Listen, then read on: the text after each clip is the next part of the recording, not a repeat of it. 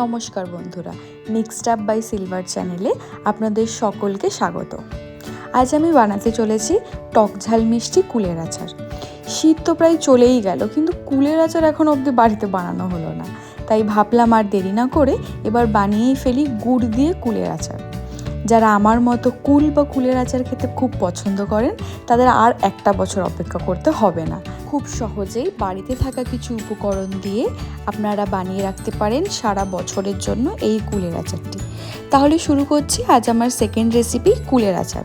যারা আমার প্রথম রেসিপিটি দেখেননি তাদের কাছে আমার অনুরোধ, ভিডিওটি চেক করতে পারেন। আশা করি আপনাদের ভালো লাগবে। লিঙ্কটা আমি ডেসক্রিপশন বক্সে দিয়ে রেখেছি। চলুন আর দেরি না করে এবার দেখে নিই কী কী উপকরণ লাগছে। নিয়েছি কুল। এটা লাল কুল বা আমাদের আঞ্চলিক ভাষায় এটাকে আমরা টোপা কুলি বলে থাকি।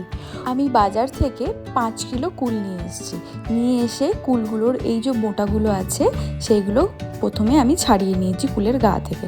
তারপর ভালো করে কুলটাকে ধুয়ে নিয়েছি। ধোয়ার পরে আমি ফাটিয়ে নিয়েছি। ধোয়ার আগে কিন্তু আমি কুলটা ফাটাবো না, নাহলে কুলের মধ্যে জল ঢুকে গিয়ে আচারটা বেশি দিন ভালো থাকবে না। তো প্রতিটা কুল আমি এইভাবে আধখানা করে ফাটিয়ে নিয়েছি। এবার আমি কুলগুলোকে রোদে শুকিয়ে নিয়েছি। রোদে শুকোনোর পর কুলগুলো এরকম দেখতে লাগছে এখন।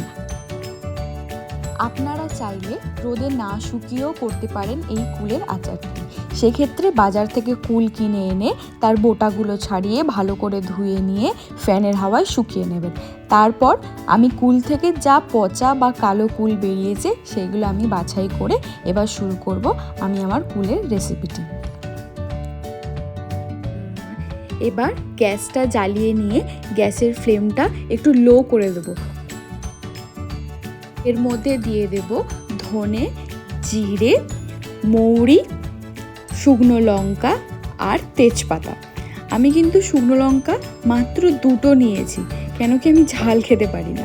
আপনারা কিন্তু অবশ্যই শুকনো লঙ্কার পরিমাণটা বাড়িয়ে নেবেন, তাহলে কিন্তু একটু টক ঝাল মিষ্টি ভালো লাগবে।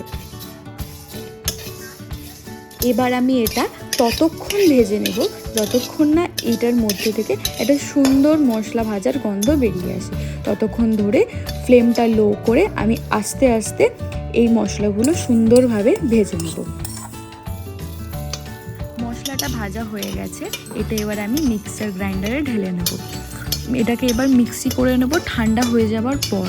মশলাটা একদম মিহিভাবে পেস্ট করব না, হালকা দানা দানা রাখবো, যাতে কুলের সাথে এই মশলাটা মুখে পড়লে খেতে ভালো লাগে। হয়ে গেছে আমার পেস্ট করা, দেখুন কিরমভাবে গুঁড়োটা করেছি। বাজার থেকে আমি নিয়ে এসেছিলাম 5 কেজি কুল, তার জন্য আমি গুড় নিয়ে এসেছি 3 কেজি। এবার এই গুড়টাকে আমি জাল দিয়ে নেব। তার জন্য গ্যাসের মধ্যে একটা পাত্র আমি বসিয়ে দিয়েছি, তার মধ্যে দিয়ে দিয়েছি 2 কাপ মতো জল। এবার গুড়গুলো সব জলের মধ্যে ঢেলে দেবো। জল কেন দিয়েছি ভাবছেন তো? আসলে যদি জল না দিতাম তাহলে গুড়টা আগুনের তাপে খুব তাড়াতাড়ি নিচের মধ্যে লেগে যেত বা পুড়ে যেত। সেই জন্য জলের সাথে গুড়টাকে মিশিয়ে এবার গুড়টা খুব ভালোভাবে জাল দিয়ে নেব। দেখুন আমি বলতে ভুলেই গেছি আমি কিসের গুড় নিয়েছি। আমি নিয়েছি কিন্তু আখের গুড়। এবার জলটাকে আর গুড়টাকে ভালো করে মিক্সড করে সেটাকে জাল দিয়ে নেব। ততক্ষণ এটা জাল দিই আর চলে যাই অন্য দিকের গ্যাসে, দেখি সেখানে কি করছি। কড়ার মধ্যে দিয়ে দিলাম সর্ষের তেল। এর মধ্যে দিয়ে দেব অল্প একটু 5 ফোড়ন। 5 ফোড়নটা একটুখানি ভেজে নিয়ে, মানে জাস্ট 5 সেকেন্ড ভেজে নিয়ে এর মধ্যে এবার পুরো কুলগুলো দিয়ে দেবো। কুলগুলো দিয়ে 2 থেকে 3 মিনিট এটাকে জাস্ট ভেজে নেব এবং সমানে আমি কিন্তু খুন্তিটা নাড়িয়ে যাব, যাতে কুলগুলো কড়ার মধ্যে লেগে না যায় বা পুড়ে না যায়। এবার আমি এর মধ্যে দিয়ে দেব পরিমাণ মতো নুন দিয়ে নাড়াচাড়া করে এবার এই দিকে চলে এসেছি যেখানে আমার গুড়টা জাল দিচ্ছিলাম। এবার এখান থেকে গুড় নিয়ে আমি সমস্ত গুড়টা ঢেলে দেব এই কুলের ওপর।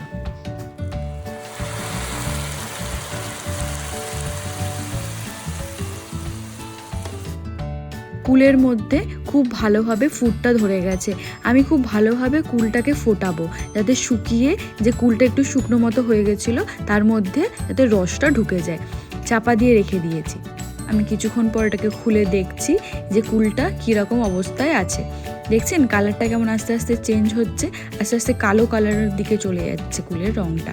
এবার আমি দেখব যে কুলের ঘনত্বটা কীরকম হয়েছে। দেখুন কেমন শিরের মতো পড়ছে রসটা দিয়ে, মানে অনেকটাই আমার হয়ে এসছে। তবুও এখন আমি চাপা দিয়ে কুলটাকে খুব ভালো করে ফোটাবো, যাতে কুলের মধ্যে খুব ভালোভাবে এই জুসটা বা এই রসটা ঢুকে যায়। এবার আমি এর মধ্যে দিয়ে দিলাম অনেকটা পরিমাণে নুন দিয়ে এবার আমি ভালোভাবে এটাকে মিক্সড করে নেব। এরপর দিয়ে দেবো এর মধ্যে সেই ভেজে রাখা মশলাটা দিয়ে কিন্তু খুব সুন্দর গন্ধ বেরোচ্ছে মৌরির একটা। এই মশলাটা ঠিক লাস্টের দিকে দেবো, যখন মনে হবে যে এবার আমি নামিয়ে নেব। তাই নামিয়ে নেওয়ার আগে মশলাটা ভালো করে দিয়ে নাড়াচাড়া করে নেব। একটু রস থাকবে সেরকম অবস্থায় আমি এটাকে নামিয়ে নেব, কেননা এটা যখন রেখে দেব একদিন পরে এই রসটা পুরোটা কুলটা টেনে নেবে এবং সেই রসেই কুলটা ফুলে উঠবে। আপনি এটা মাসে একবার করে বা দুবার করে রোদের মধ্যে সারাদিন রাখতে পারেন, তাহলে কুলের আচারটা অনেক দিন ভালো থাকবে। পরের দিন সকালবেলা আমি এসে গেছি দেখতে যে কুলটা কীরকম আছে। দেখছেন কেমন কালো কালার হয়ে গেছে এবং রসটাও কতটা টেনে নিয়েছেন। এবার আমি বয়মে ভরে রেখে দেবো সারা বছরের জন্য, কুলটা যাতে আমি যখন আমার মন চায় তখনই খেতে পারি। তাহলে বন্ধুরা আজ এখানেই বিদায় নিচ্ছি, আবার দেখা হবে অন্য কোনো সময় নতুন কোনো এক ভিডিও নিয়ে। আজকের মতো এখানেই টাটা।